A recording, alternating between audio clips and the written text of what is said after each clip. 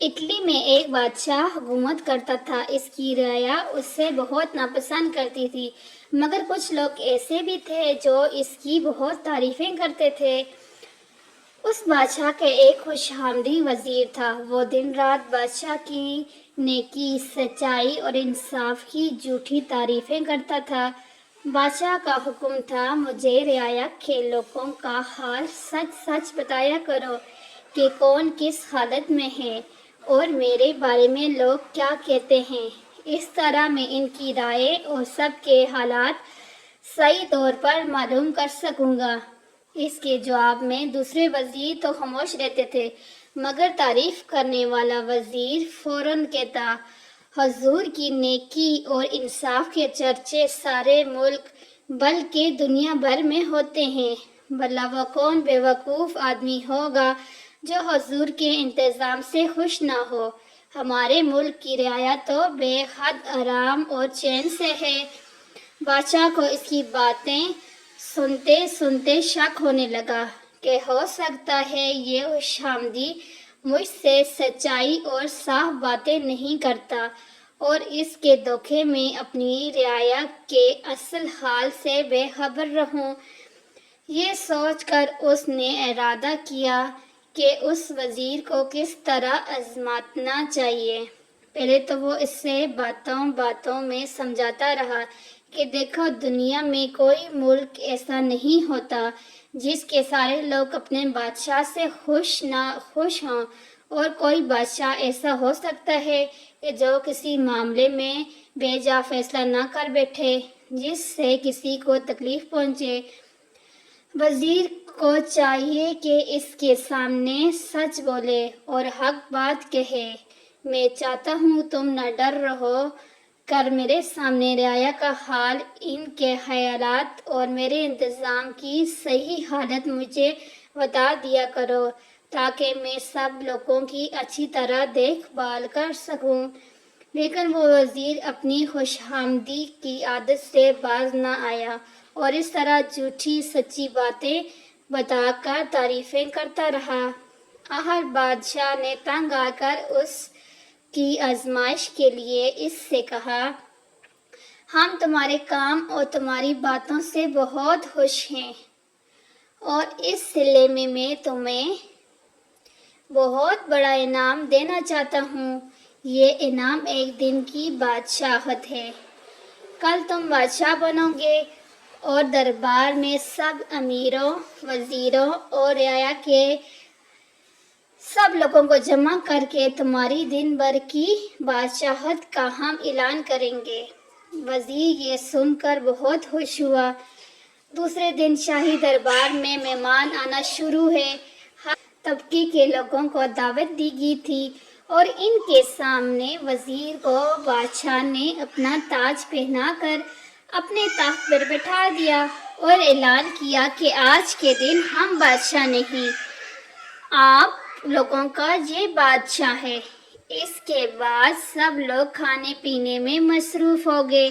خوش آمدید وزیر کا یہ بادشاہ ہے۔ اس کے بعد سب لوگ کھانے پینے میں مصروف ہو گئے۔ خوش آمدید وزیر بادشاہ بنا بڑی شان سے تخت پر بیٹھا نئے نئے حکم چلا رہا تھا اور خوشی سے پھولے نہ سماتا تھا۔ اصلی بادشاہ ایک دن کی نقلی بادشاہ کے پاس چپ چاپ بیٹھا تھا۔ اتنے میں ایک دن کے بادشاہ کی نظر جو اچانک اٹھی تو ایک دم خوف سے کانپنے لگا۔ اصلی بادشاہ اس کی یہ حالت دیکھ کر مسکراتا رہا۔ قصہ یہ تھا کہ نقلی بادشاہ نے دیکھا کہ شاہی تخت کے اوپر اس جگہ جہاں وہ بیٹھا تھا سر پر ایک چمکدار خنجر لٹک رہا تھا جو بال جیسی باریک ڈوری سے باندھا ہوا تھا۔ اسے دیکھ کر نقلی بادشاہ کا ڈر کے مارے برا حال ہو گیا کہ کہیں یہ بال ٹوٹ کر نہ جائے اور خنجر اس کے اوپر نہ آ پڑے۔ اس نے ضبط کر کر بہت سنبھالنے کی کوشش کی، مگر اس سے خوف کی وجہ سے سیدھا نہ بیٹھا گیا۔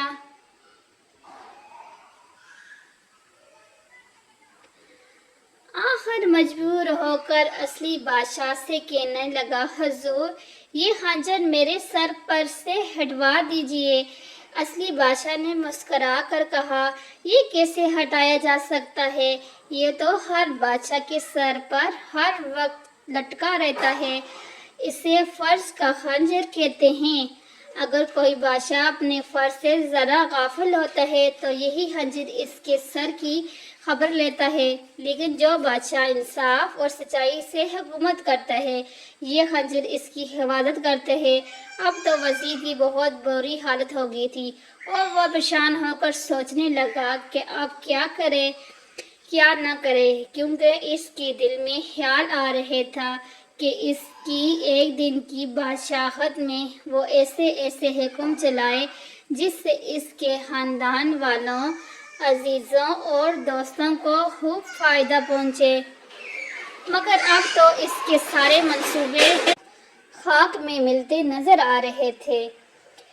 اس نے سوچا اگر کوئی حکم اس نے انصاف کے خلاف دیا تو یہ خنجر اس کی گردن اڑا دے گا۔